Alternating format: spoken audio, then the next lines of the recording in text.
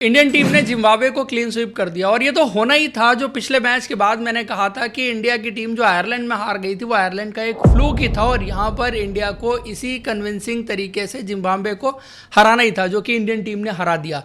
और आने वाले टाइम में इंडिया को 3 बड़े टूर्नामेंट खेलने हैं। एशियन गेम्स हैं, लॉस एंजलिस में जो ओलंपिक्स के गेम्स खेले जाएंगे और उसके अलावा T20 वर्ल्ड कप। उस लिहाज से जो चेंजेस होने थे इंडियन टीम में ऑलरेडी स्टार्ट हो गए हैं। श्रेयस अय्यर की कप्तानी या उसके अलावा बैटिंग ऑर्डर में भी देखिए थोड़ा बहुत ऊपर नीचे हो रहा है, प्लस नए नए प्लेयर्स जो अभी आ रहे हैं स्पेशली फास्ट बॉलिंग में और स्पिन डिपार्टमेंट में भी इंडियन टीम में थोड़े बहुत चेंजेस तो होंगे, क्योंकि पहले वाली टीम आपकी ऑलरेडी वर्ल्ड चैंपियन टीम है तो आप बहुत ज़्यादा स्कोप तो नहीं देखते, बट एटलीस्ट आप ऐसे प्लेयर तैयार करना चाहते हैं जो आपके लिए अच्छे बैकअप हों और जहां पर आपकी टीम में कमजोरी रह गई थी उसको भी फुलफिल कर सकें। तो उस लिहाज से अगर देखो तो इस दौरे पर मुझे लगता है कि सबसे बड़ी फाइंड इंडियन टीम के लिए अगर कोई रहा है तो मयंक यादव रहे हैं। आके पहले मैच में उन्होंने जिस पेस पर गेंद डाला, क्योंकि उनके साथ दिक्कत यही थी, देखो इंजरी के बाद वो 1-2 बार वापस आए लेकिन वो उस पेस पर ऑपरेट नहीं कर रहे थे जिस पेस के लिए वो जाने जाते थे, जिस पेस पर उन्होंने सामने वाले बल्लेबाजों को डरा डरा कर अपनी शॉर्ट पिच गेंद पर आउट किया था। आईपीएल के 3 ही मैच हैं, वो सैंपल साइज जिसके बारे में बात होती है, जहां पर मयंक यादव जो है वो अपनी फुल फिटनेस पर और फुल थ्रॉटल गेंदबाजी कर रहे थे। तो वो गेंदबाजी जो आपने देखी थी वो आप कह सकते हैं कुछ हद तक उन्होंने पहले मैच में दिखाई, और दूसरी और इम्पॉर्टेंट चीज़ की एक्यूरेट भी दिखे। अब कंसर्न यह है कि वो पूरी तरह से फिट बने रहें आने वाले टाइम में। यही इंडियन टीम के लिए इस वक्त सबसे बड़ा चैलेंज है, क्योंकि जसप्रीत बुमराह इंजर्ड हैं, हर्षित राणा इंजर्ड हैं, प्रिंस यादव इंजर्ड हो गए और भी गेंदबाज आए दिन इंजर्ड होते रहते हैं। अभी तो फिलहाल आपने मोहम्मद सिराज को जो है वो ब्रेक दिया हुआ है उनका वर्कलोड मैनेजमेंट कह के, लेकिन मोहम्मद सिराज इकलौते ऐसे गेंदबाज हैं जो लगातार इंडियन टीम के लिए काफ़ी टाइम से लगभग हर फॉर्मेट खेल रहे थे और अभी भी वो फुल थ्रॉटल गेंदबाजी करते हुए आपको आईपीएल में भी दिखाई दे रहे थे और उसके बाद जो टेस्ट मैच में उनको मौका मिला वहाँ पर भी उन्होंने गेंदबाजी की थी। तो आप अगर देखो इंडियन क्रिकेट की इस वक्त सबसे बड़ी प्रॉब्लम ही फास्ट बॉलिंग आपको नज़र आ रही है, और उसमें भी सबसे बड़ा पॉइंट ये है कि इंडियन क्रिकेट में फास्ट बॉलर्स इस वक्त पर सबसे ज़्यादा इंजर्ड हो रहे हैं। उसका रीज़न जो भी हो, बट कम से कम आप ये कह सकते हैं कि मयंक यादव के अच्छी गेंदबाजी करने से वापस आने से एक चीज़ हो गई कि आपके पास एक और अच्छा ऑप्शन आ गया जिसको आप किसी भी स्टेज पर इवन किसी भी फॉर्मेट में खिला सकते हैं। किसी भी फॉर्मेट में मैं ये कहूँगा कि T20 उनके लिए ज़्यादा परफेक्ट है। अगर आप 10 ओवर गेंदबाजी उनको करवाएंगे तो शायद फिर उनके लिए वर्कलोड जो है वो एक प्रॉब्लम हो जाए। अभी आप उनको वापस लेके आए हैं T20 के फॉर्मेट में, तो आहिस्ता आहिस्ता आप उनको पहले उसी में लेके आइए, उसी में ज़्यादा खिलाइए। देन फिर अगर उनकी फिटनेस ठीक रहती है और उस पेनिट्रेशन के साथ वो गेंदबाजी कर सकते हैं जो आपको पहले मैच में उन्होंने दिखाया था, तो फिर वनडे क्रिकेट में भी आपको उनके जैसे गेंदबाज की नीड रहेगी। इसके अलावा अशोक शर्मा पहला मैच खेले, थोड़ा सा एक्सपेंसिव रहे, लेकिन दूसरे मैच में आके उन्होंने अच्छी वापसी की। देखो पोटेंशियल उनके पास है और सीरीज़ का जब प्रीव्यू कर रहे थे तब भी हमने डिस्कस किया था कि अशोक शर्मा क्या कर सकते हैं, क्योंकि आपको इस तरह के गेंदबाज कम मिलेंगे। आपके पास 10, 15, 20 गेंदबाज हो सकते हैं, लेकिन जो 145 प्लस 150 क्लॉक कर सके उस तरह की पेस वाले गेंदबाज आपके पास 4-5 ही मिलेंगे, इससे ज़्यादा नहीं मिलेंगे। तो उनको संभालना और सही डायरेक्शन में लेके जाना बहुत इंपॉर्टेंट है। उस लिहाज से अगर देखो तो अशोक शर्मा के लिए सीरीज़ बहुत यादगार तो नहीं रही, बट एटलीस्ट आप कह सकते हैं कि उनको थोड़ा इंटरनेशनल क्रिकेट का टेस्ट मिल गया और दूसरे मैच में तो उन्होंने अच्छी गेंदबाजी की, स्पेशली जो तीसरा मैच था और बाद में आके उन्होंने विकेट भी निकाला। तो बाय द टाइम जैसे जैसे खेलते जाएंगे वैसे वैसे सीखते जाएंगे, क्योंकि वो प्लेयर हैं जो डोमेस्टिक क्रिकेट में भी बहुत लंबा ऐसे खेल के नहीं आ रहे। 4 फर्स्ट क्लास के गेम खेले, आईपीएल में कुछ गेम्स खेलने का मौका मिला, तो एक्सपीरियंस एक ऐसी चीज़ है जो आप खेल कर ही सीखते हैं। माइट भी आईपीएल में अगले सीज़न आप उनको खेलते हुए देखेंगे, थोड़ा और मिच्योर्ड होंगे, इस बार डोमेस्टिक क्रिकेट और खेलेंगे तो और मिच्योरिटी आएगी। लेकिन वो एक ऐसे गेंदबाज रहे हैं जहां पर इंडियन क्रिकेट में फिटनेस की बात लगातार होती है, तो फिटनेस के मामले में पिछले 1-1.5 साल से या इवन 2 साल से मैं उनको फॉलो कर रहा हूं, तब से वो काफ़ी फिट रहे हैं और अच्छी लगातार उन्होंने गेंदबाजी की है। उसके अलावा यश ठाकुर ने भी ठीक ठाक सी गेंदबाजी की है जो कि एक्सपेक्टेड लाइन पर था, और प्रिंस यादव जरूर इंजर्ड हो गए जो इंडिया के लिए थोड़ा सा कंसर्न हो सकता है, क्योंकि उनको वनडे और T20 दोनों फॉर्मेट में खिलाया जा रहा था और हर्षित राणा ऑलरेडी इंजर्ड हैं, तो ये थोड़ा इंडिया के लिए फास्ट बॉलिंग में एक प्रॉब्लम हो सकती है।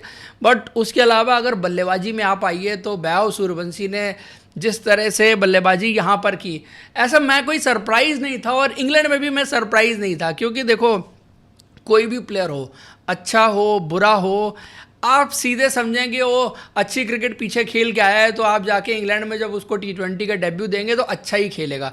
ये ना पार्ट ऑफ गेम है। जरूरी नहीं है कि आप हर मैच में या पहले मैच से ही आप अच्छा करना शुरू कर दें और लगातार अच्छा करते हुए चले जाएं।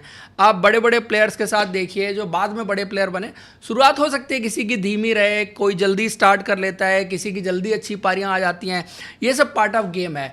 बट क्या होता है कि जब प्लेयर खेलता है, इंटरनेशनल क्रिकेट में भी खेलता है, तो किस तरीके से खेल रहा है, अपने गेम को किस तरीके से अप्रोच कर रहा है और क्या पोटेंशियल दिखा रहा है। और अभी जब नया प्लेयर होता है तो उसके पोटेंशियल की ही बात होती है, उसमें उतना ज़्यादा परफॉर्मेंस में नहीं जाते। परफॉर्मेंस में जब जाते हैं जब उसने 10-15-20 मैच खेल लिए हों, फिर बात होती है कि हाँ इसकी परफॉर्मेंस क्या रही है, आप बताइए आप इसने क्या परफॉर्मेंस करके दिखाई है। तो जो वैभव सूर्यवंशी से आपने इवन इंग्लैंड में भी देखा था, 2-3 छोटी छोटी पारियां थीं, बट ऐसा नहीं था कि 15 साल का बच्चा जोफ्रा आर्चर के सामने आ गया तो वो एक फियर में है, वो खेल नहीं पा रहा है या उसको समझ नहीं आ रहा है कि सडनली मैं कहाँ आ गया, मैं आईपीएल में खेल रहा था, सबको चौके छक्के लगा रहा था। ऐसा कुछ भी नहीं हुआ था।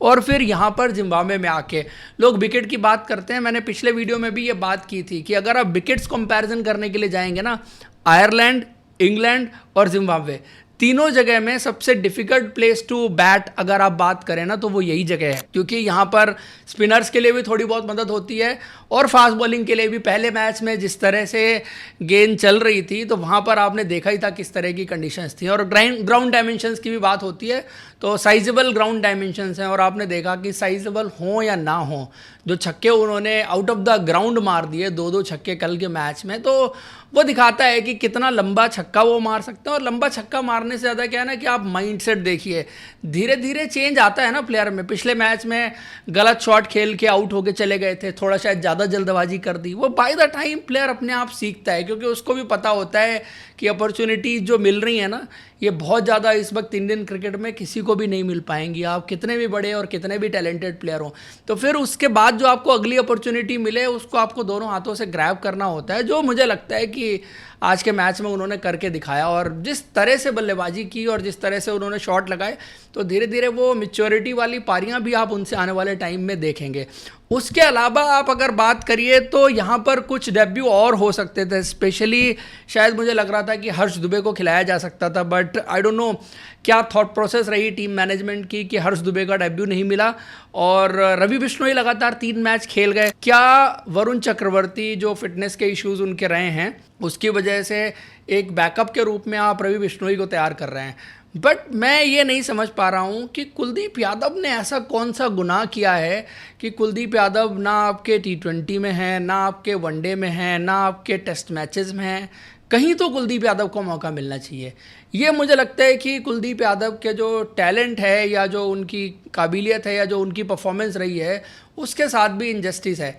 हाँ ज़रूर, रवि बिश्नोई को आप एक वक्त पर ये देख रहे थे कि वरुण चक्रवर्ती और रवि बिश्नोई में आप टॉसअप कर रहे थे। ये 2 साल पहले की बात है जब रवि बिश्नोई फ्रेम में आए थे, माफ़ कीजिएगा वरुण चक्रवर्ती फ्रेम में आए थे, और उस वक्त था कि आप दोनों में से किसको पिक करेंगे।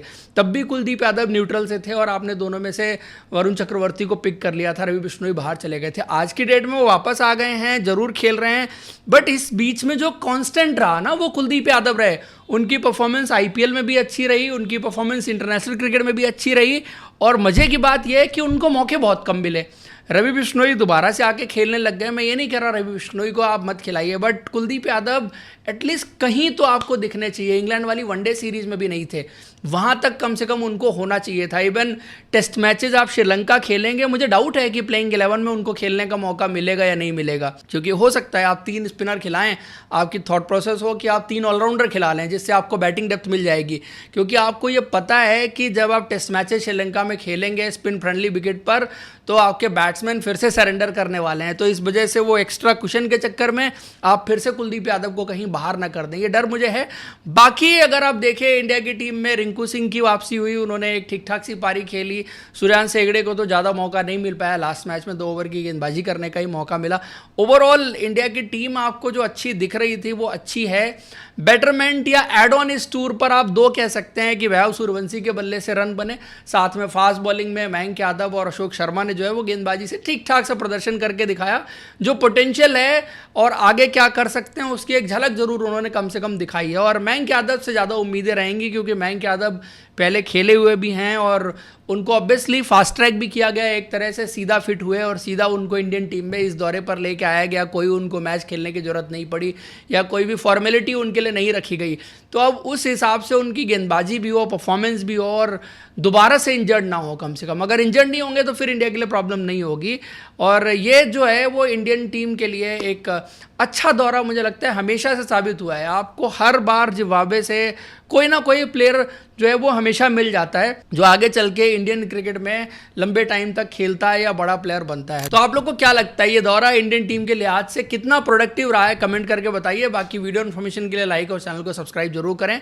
Thank you, see you in next video.